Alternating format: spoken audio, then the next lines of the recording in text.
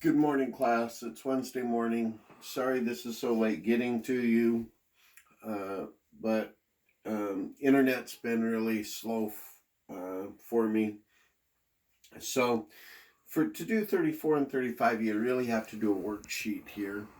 And so we're going to do this worksheet, and I'm going to show you how, and I'm just going to work through it so that you can see the process we have to do. I think it'll make it easier for you than just showing the final result.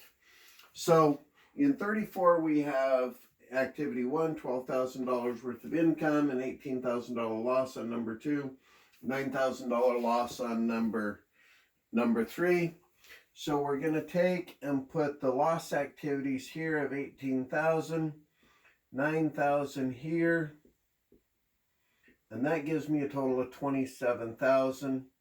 This is a net amount here of $15,000 loss. And this 12,000 is my income activity.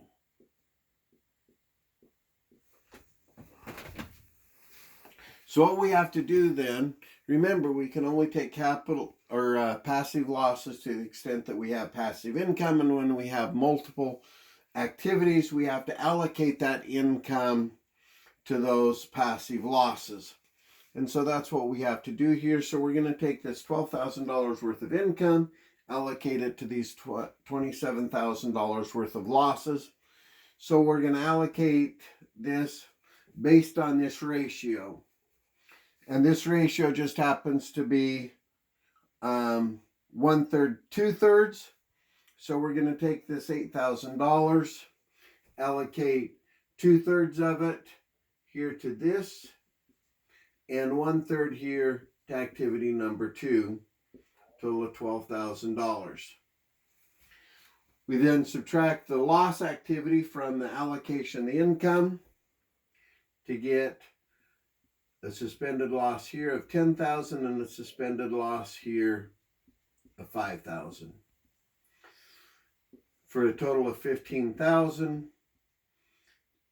And that's exactly what that one is, and that tells us that so far so good.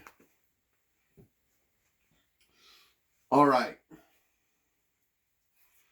now in the next year, now we have 15,000 for activity number one,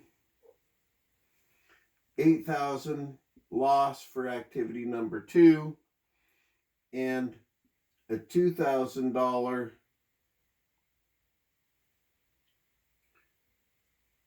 loss for number three. Well, in doing this income allocation,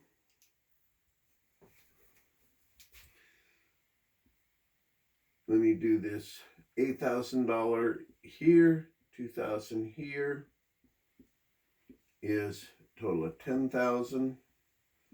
This and that 5,000. And my income activity here is now 15,000.